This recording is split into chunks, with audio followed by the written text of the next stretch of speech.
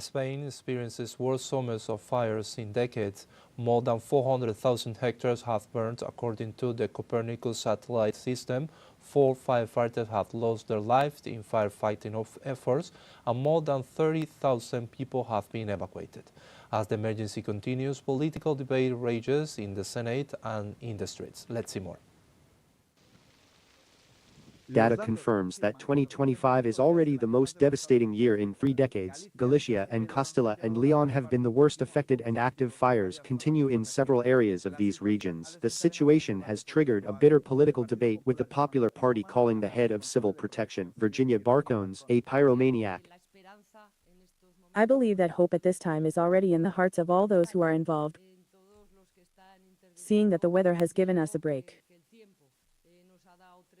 that it has finally begun to work in favor of extinguishing the fires,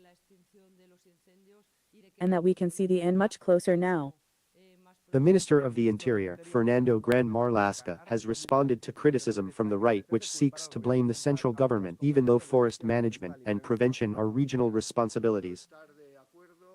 I cannot agree with the partisan use of the Senate and a catastrophe such as the one we are experiencing to serve the interests of a party and its strategy of harassing and overthrowing the government, often based on manipulation and noise. Meanwhile, forest firefighters denounce a precarious situation due to neoliberal subcontracting. They point out that they have become multi-emergency corps, and their workloads have increased, but their working conditions have not improved. Well, I have been working for a private company for almost 20 years. Now I have been with a public company for 4 years. I thought we would improve considerably, but that has not been the case. In the end, business criteria prevail. I have yet to try direct management by the administration, which we believe is the best formula. In the midst of negotiations, the Community of Madrid, governed by Isabel Díaz Ayuso, is trying to avoid responsibility by passing it on to the public company TRAGSA, instead of opting for direct management. That company agreement is the option that the public company TRAGSA should consider. What we do is provide a future ecosystem to make it much easier to achieve better conditions for workers. Mistrust is also growing among the population. Some suspect that the fires are not simply accidental, but that there are hidden agendas behind them.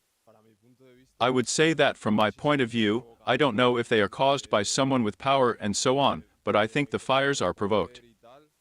With more than 400,000 hectares devoured by fire and tens of thousands of people evacuated, Spain is facing a tragedy that is not only destroying forests and lives, but also exposing the limits of a model of privatization and cutbacks. Forest firefighters announce a large protest for October 18th in Madrid to challenge the lack of prevention and precarious working conditions.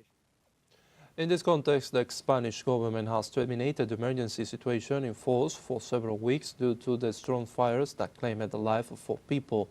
On Sunday, only 3 fires were active simultaneously, a number considerably lower than the 20 fires that were active at the most critical moment of the emergency. The head of civil protection, Virginia Barcones, assured that although the situation was practically under control, nobody can lower their guard because this event could be repeated due to the dangerous temperatures and the scarce rains. Therefore, it is necessary that both the authorities and the population remain alert.